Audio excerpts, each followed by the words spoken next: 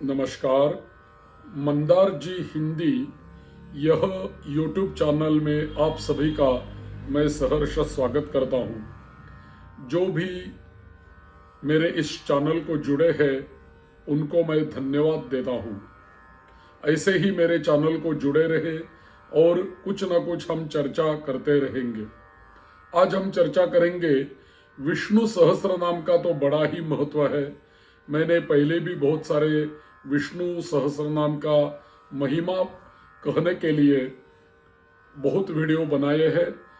ये और भी एक विष्णु उपासना की एक चर्चा है कि जिनके जीवन में भगवान विष्णु जी की उपासना है वह तो धन्य है, लेकिन ऐसे भी लोग होते हैं कि जिनके जीवन में विष्णु भगवान की उपासना तो छोड़ो, लेकिन भगवान से विमुख वो होते हैं, भगवान के और अपना मुख भी नहीं कर पाते।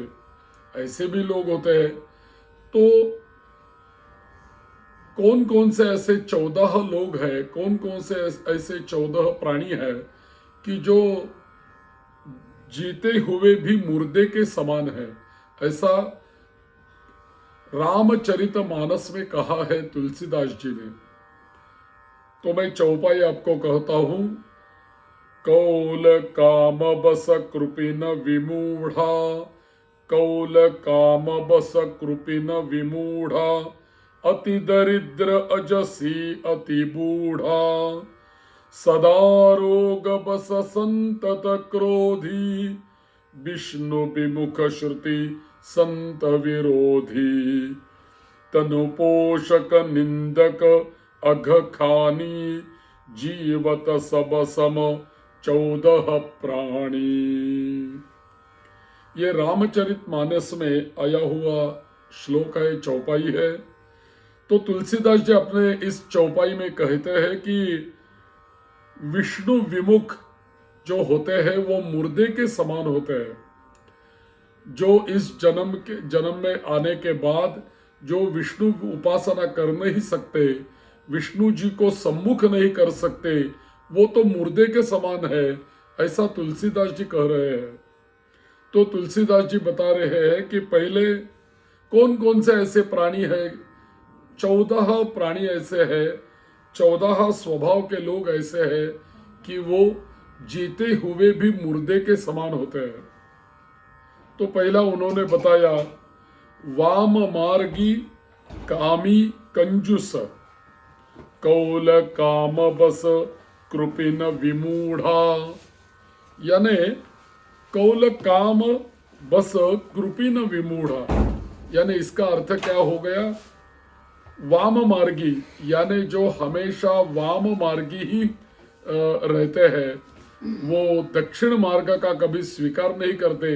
यानी क्या, जो हमारे सनातन धर्म का मार्ग होता है, जो भक्ति मार्ग होता है, वो सहजता का, वो सजगता मार्ग होता है, उसके और कभी ध्यान नहीं देना और अपना अपना अराजकता वाला कोई मार्ग ढूंढ लेना और उसके उपरांत चलते रहना। यानी जो भगवान से विमुख बनाने वाला जो हमें मार्ग होता है वह तो वाम मार्ग कहलाता है। और जो सच्चा सत्य के ओर जाने वाला जो मार्ग होता है वही सच्चा मार्ग होता है और वही दक्षिण मार्ग होता है। देखो, हम भगवान की परिक्रमा जब करते हैं तो भगवान को अपने दाहिनी ओर रखते हैं और भगवान के परिक्रमा लगाते हैं, भगवान के चारों ओर हम घूमते हैं, लेकिन तब भगवान हमारे दाहिने ओर होता है, दक्षिण भाग में होता है। तो दक्षिण मार्ग यानी क्या? दक्षिण मार्ग यानी भगवान के ओर लेके जाने वाला जो मार्ग है वही तो दक्षिण मार्ग है। और उसके उपरांत भगवान से विमुख करने वाला जो मार्ग होता है वही तो वाम मार्ग है। तो ऐसे वाम मार्गी है अपने आचरण से अपने आप होता क्या है कि भगवान से दूर दूर चले जाते हैं और भगवान से विमुख भी हो जाते हैं। तो इसीलिए जीवन में हमेशा के लिए सच्चा मार्ग चाहिए, संत समागम चाहिए और दक्षिण मार्ग हमेशा जीवन में चाहिए ताकि हम भगवान विष्णु के सम्मुख हो सके। तो जीवन में कभी भी वाम मार्ग का अवलंबन नहीं करना चाहिए। जो सत्य और सनातन दक्षिण मार्ग है उसी का आचरण, उसी के सानिध्य में हमें रहना चाहिए और ऐसे रहने से ही हम भगवान के पास पहुंच जाएंगे और भगवान भी हमें ढूंढते ढूंढते आएंगे। तो भगवान से सम्मुख रहने के लिए हमें दक्षिण मार्ग का अवलंबन करना होगा। दूसरा बताया है कौल काम बस। भगवान से विमुख कुछ लोग होते हैं। क्यों विमुख होते हैं? क्योंकि अपने काम से वो वश होते हैं। काम उनका वश नहीं होता, काम से वह मानव वशीभूत होते हैं। और काम कौन सा है? तो काम एक ही नहीं है। काम, क्रोध, मद, मोह, मत्सर, ये इनके ही भाई है। तो काम वश होने के बाद मानव कोई भी विचार नहीं कर सकता, कोई अच्छा सत्संग नहीं कर सकता, कोई अच्छे मार्ग पर चल नहीं सकता, क्योंकि उसके ऊपर पूरा काम हावी हो जाता है। तो कामवश, और पहले तो हमें काम उत्पन्न हो शरीर में होता है, बाद में उसकी तृप्ति होती है। तृप्ति होने के लिए मनुष्य लग जाता है और तृप्ति होने के बाद भी फिर हमें कब मिलेगा ऐसी तृष्णा में लग जाता है। तो काम, ये हमारे 4 पुरुषार्थ जो है, धर्म, अर्थ, काम और मोक्ष, इनमें से धर्म, अर्थ और काम तीसरा पुरुषार्थ है काम। तो लेकिन काम अवश्य होना नहीं चाहिए, कभी भी काम को सम्मुख नहीं होना चाहिए और हमें हमेशा धर्म का मार्ग अनुसरना चाहिए, या तो मोक्ष का मार्ग अनुसरना चाहिए, काम का कभी भी नहीं अनुसरना चाहिए। जो काम वश होते हैं वो भगवान को विमुख कर देते हैं। लेकिन जो मानव काम को जीत लेते हैं और काम को वश में लेते हैं, वही तो भगवान को सम्मुख करते हैं। तो तुलसीदास जी ने पहला बताया वाम मार्ग, दूसरा बताया कामी और तीसरा बताया कंजूष। काम बस कृपीन यानी कंजूष मानव, कंजूष आदमी।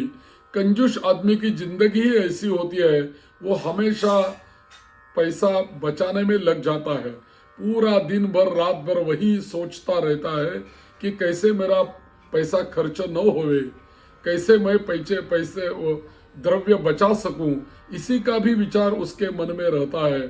तो भी भगवान की पूजा करने के लिए, भगवान का यज्ञ करने के लिए, ताकि उसको तो खर्चा कुछ आएगा, कुछ ब्राह्मण जी, पंडित जी को बुलाना पड़ेगा, उनको दक्षिणा देनी होगी, पूजा करनी होगी तो सामग्री खरीदी करनी होगी, कोई यज्ञ करना हो तो उसकी सामग्री लाना होना।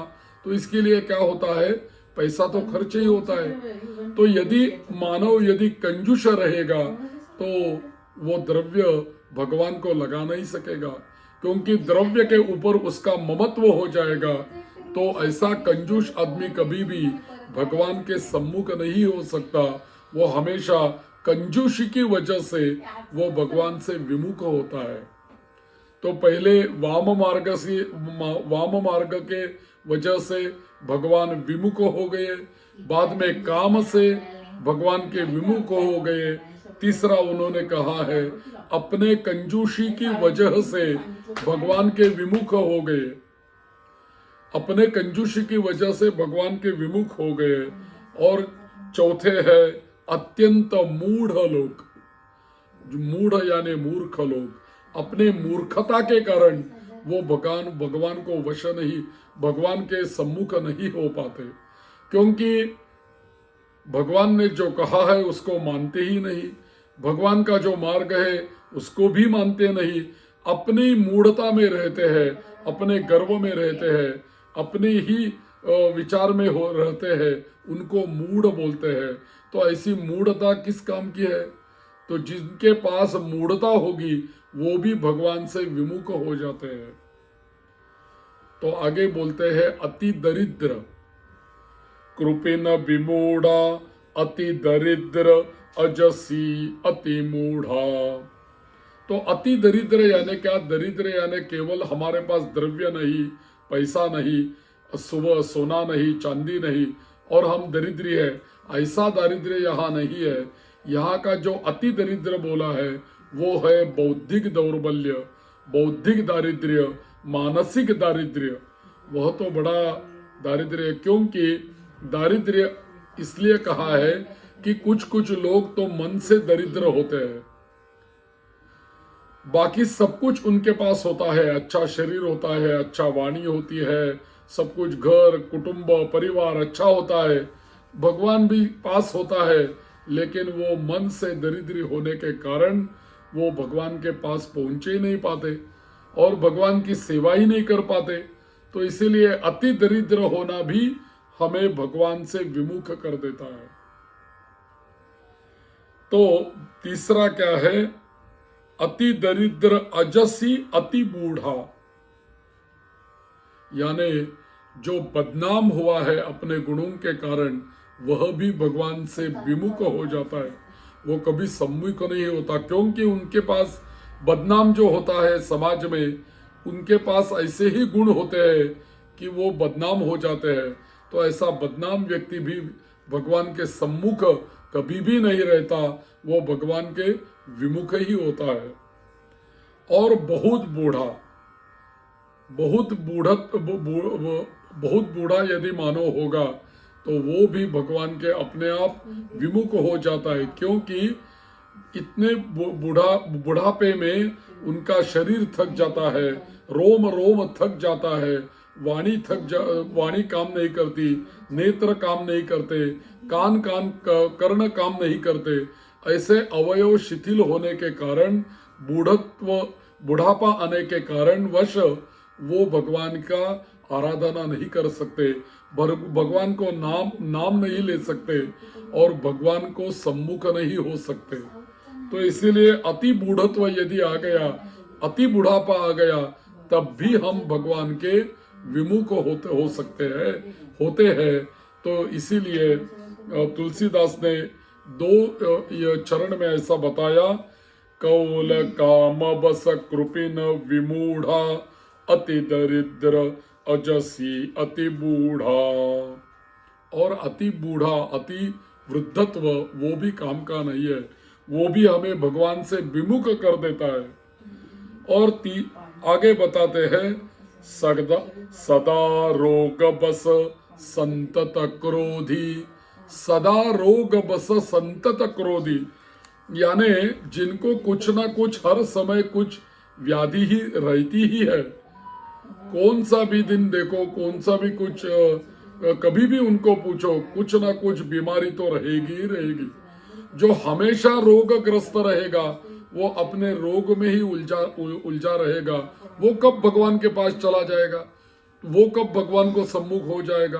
क्योंकि अपने ही रोग से वो ग्रस्त रहेगा, तो भगवान के और वो देख ही नहीं सकता। तो रोगों के वश से हम भगवान को विमुख हो जाते हैं। आगे बोलते हैं, जो निरंतर क्रोध करते हैं वो भी भगवान को कभी भी सम्मुख नहीं हो सकते।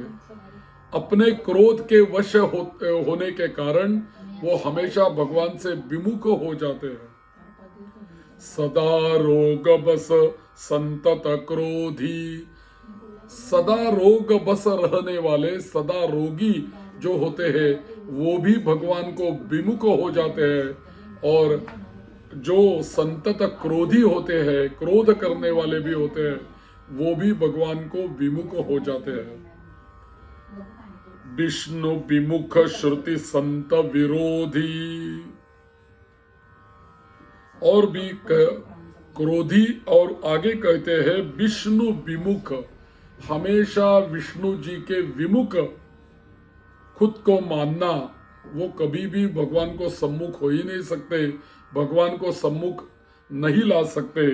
तो विष्णु के विमुख होने वाले लोग, और आगे बताते हैं श्रुति संत विरोधी, जो अपने वेदों की निंदा करता है, वेदों को मानता नहीं है और भी संतों का विरोध करता है, संत वचन को मान्यता नहीं देता और उसके उपरांत संतों के वचनों का पालन करना तो दूर, उसके बारे में ऐसा वैसा बोलता रहता है, वह भी कभी विष्णु सम्मुख नहीं हो पाता।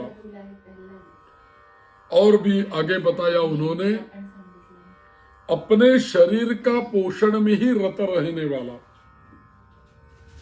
तनु पोषक निंदक अघ खानी, यानी अपने ही शरीर के ऊपर प्रेम करके अपने शरीर को पोषित करने वाला, अपने शरीर को ही पोषण देने वाला और हमेशा शरीर का ही विचार करने वाला। शरीर का पोषण यानी क्या?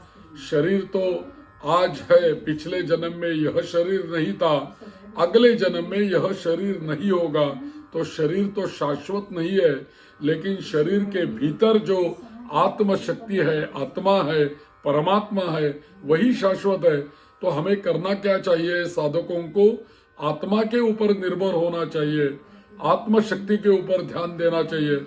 जो नश्वर है शरीर, उसका ही हम यदि प्यार करते रहेंगे, पोषण करते रहेंगे, उसके ही लाड़ पार में रहेंगे, तो हम भगवान के सम्मुख कब हो पाएंगे? तो अपने शरीर के ही और ध्यान देने वाला, अपने शरीर का ही पोषण करने वाला अपने आप भगवान को विमुख हो जाता है।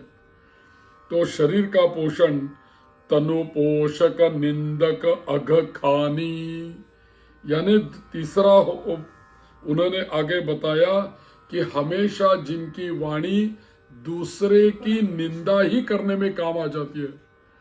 हमेशा बहुत लोगों को आदत रहती है निंदा करते रहना, निंदा करते रहना। जितनी भी निंदा आप करोगे उतने भगवान से आप दूर जाते जाएंगे, दूर चले जाएंगे। जितने निंदा रहेगी उतना भगवान का नाम जिह्वा पर नहीं आने वाला।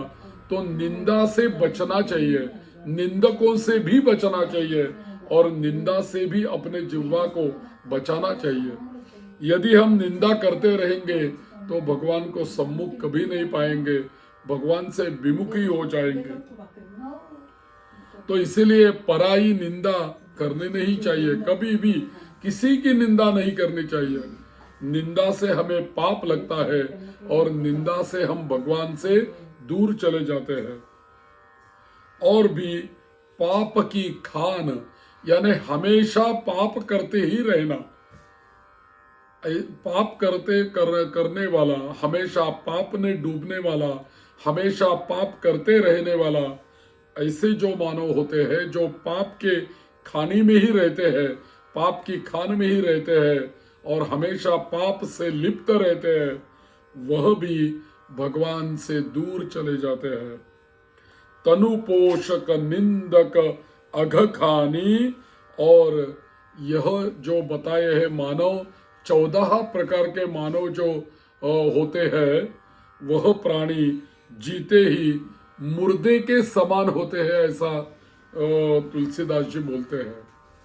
तो भगवान विष्णु के जी के लिए विष्णु सहस्त्र नाम का जो हमने वीडियो हम देख रहे हैं, उसी में भगवान से सम्मुख होने के लिए और भगवान हमसे सम्मुख होने के लिए विष्णु सहस्त्र नाम का पाठ हमें भगवान के समीप ले जाता है। तो ये विष्णु सहस्त्र नाम का जाप करने के लिए, विष्णु सहस्त्र नाम की उपासना करने के लिए और भगवान के नामों के ऊपर श्रद्धा बढ़ने के लिए, यह सब जो दुर्गुण है उनका हमें अवश्य त्याग करना ही होगा। तो ऐसे 14 दोष तुलसीदास जी ने बताए हैं कि इनके पास कभी मत जाना। यदि आपके पास ये 14 दोष होंगे तो उनका अवश्य त्याग करे, विष्णु सहस्त्र नाम का पाठ करे और मेरे नामों का जाप करे और मुझे सम्मुख करे, मेरे सम्मुख आप हो जाए, मैं आपके सम्मुख हो जाऊंगा। इसी में आपका जन्म धन्य है और आपका ये सभी कुल धन्य है और आपका जीवन भी धन्य होता है। तो यदि ये 14 गुण हमारे पास होंगे तो हम भगवान को सम्मुख कभी नहीं हो पाएंगे। तो इसीलिए विष्णु सहस्त्र नाम का महात्म्य बताते हुए ये एक ऐसा भी वीडियो बना दिया कि रामचरितमानस में क्या क्या गुण क्या क्या दोष बताए हैं तुलसीदास जी ने, संत तुलसीदास जी ने, उसी के ऊपर हमने चर्चा की। ऐसे ही मेरे इस मंदार जी हिंदी नाम के चैनल को जुड़े रहे। मेरा चैनल यदि आपने सब्सक्राइब किया होगा तो आपको धन्यवाद, और यदि आपने सब्सक्राइब नहीं किया होगा तो जरूर सब्सक्राइब करें। और आपको यदि वीडियो पसंद आ गया तो जरूर अपने परिवारजनों में शेयर करते रहे, लाइक करते रहे, और कुछ कमेंट्स करना हो तो भी करते रहे, और हमेशा मेरे इस चैनल को जुड़े रहे। वैसे तो मेरी भाषा महाराष्ट्र मराठी भाषा है, लेकिन एक हिंदी बात करके आपके पास पहुंचने का मैं यह एक प्रयास कर रहा हूं भगवान की कृपा से। तो कुछ इधर उधर हो गया तो मुझे क्षमा करिए। जय महाविष्णु। नमो नारायण, नमो नारायण, नमो नारायण, नमो भगवते वासुदेवाय।